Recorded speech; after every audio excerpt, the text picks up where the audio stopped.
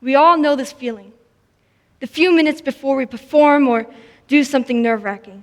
We all know that feeling as our hands get clammy and we become panicky and we feel like vomiting. We all know this feeling. But actually, for a long time, I craved this kind of situation, even while feeling all those things and more. I would go to open mics, bars, anywhere that would allow a 12-year-old to sing her own songs, and what I would do is only prepare a melody and a chorus. And when I get up on stage, I would improvise the rest. I would freestyle it.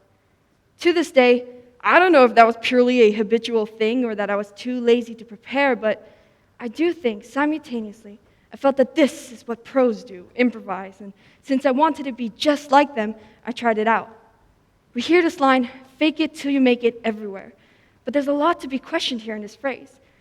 What are we faking? What is the result, and who are we supposedly taking inspiration from? Obviously, we are faking a knowledge or skill. The result? Well, that's to prove our confidence, and the inspiration is for us to decide.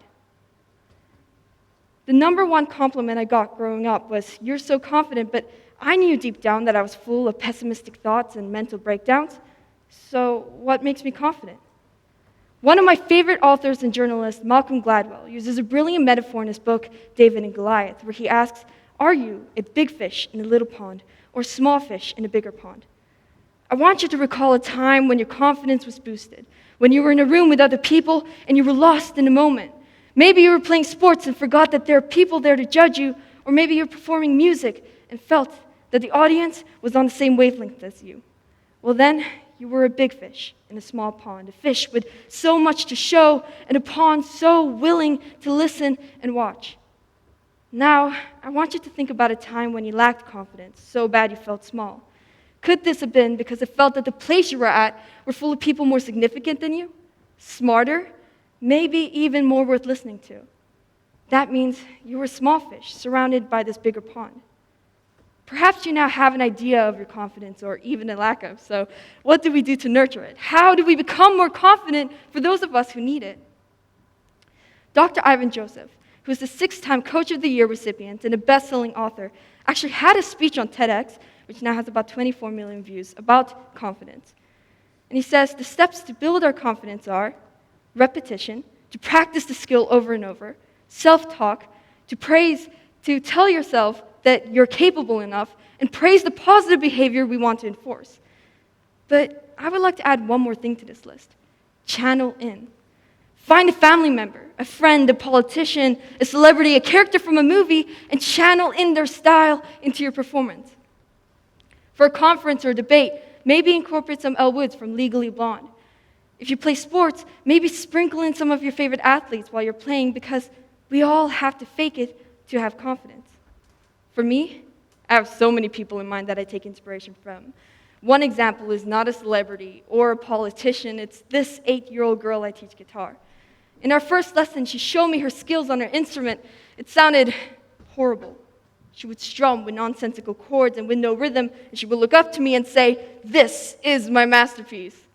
Let me tell you, it was far from what I would ever call a masterpiece. What Jimi Hendrix plays is a masterpiece, not that. So I left the lesson with a slight headache, untuned chords still ringing in my ear.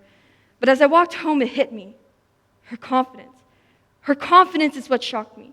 The way she would throw her wrist to strum the guitar, the way she would sway, her posture, so I took note of this. See, it doesn't matter who you're taking inspiration from, but the more you expose yourself to all kinds of people and their skills, the more you can adopt habits and skills you would have if you were more confident. This is why I say, the more I take in, the bigger fish I become, and the smaller the pond gets. Because you can't be confident without originality, you can't be original without learning from other people. So when I get up on stage to perform music, I am a collage of people I take inspiration from. So now I would like to show you my thinking process whenever I'm up on stage and performing music.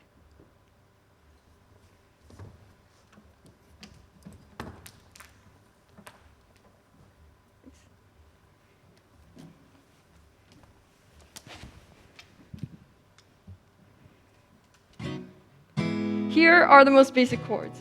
Chords you first learn when playing the guitar. C, G, and E minor. But this gets repetitive and I'll worry that I'm losing my audience. So to spice things up and actually build my confidence, I'll add in this. I call this the Taylor Swift sprinkle. It gives it color. And though I don't listen to her music often, her presence on stage is inspiring, so I'll use that too.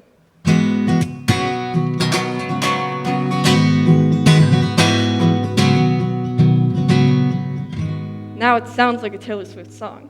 We can switch things up and play like Ed Sheeran. He usually uses F, A minor, E minor, F.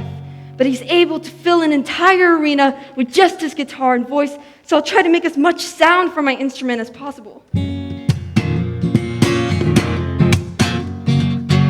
And normally he would sing about a bar or something like this. Sitting at a bar in an Irish town, your band starts playing your favorite song. La la la, it goes la la la la la. Let's try to play some Johnny Cash-esque music. And normally he would start to talk before he started to sing, essentially to warm up his voice. He'll say, "My name is Johnny Cash," in a poised manner, and sing about a metaphor, about jails and lines and rings of fire. So for the final song, I would like to play my original song. And as I play this song called The Death of Hegemony, you'll see me use almost all these techniques I'm either inspired by people I engage with or listen to. Notice how I've been talking while I'm playing the guitar? Enjoy.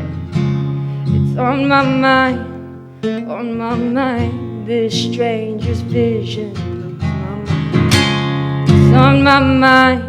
It's on my mind, don't worry about these vicious kids.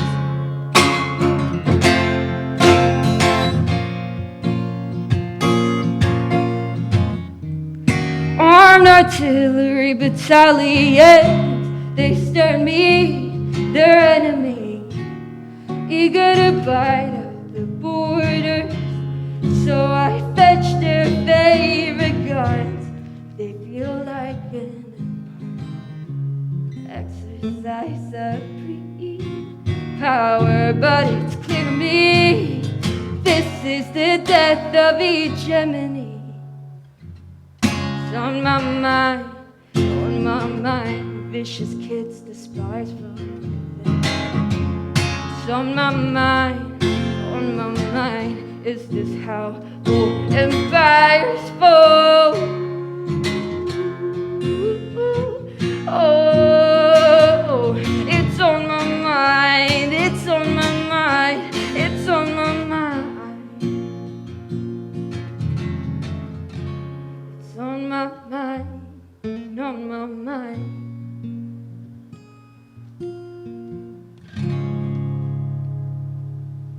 So, next time when it's your turn to stand out, observe and learn from other people, and remember this. You have something to be confident about, so why not show it? Thank you.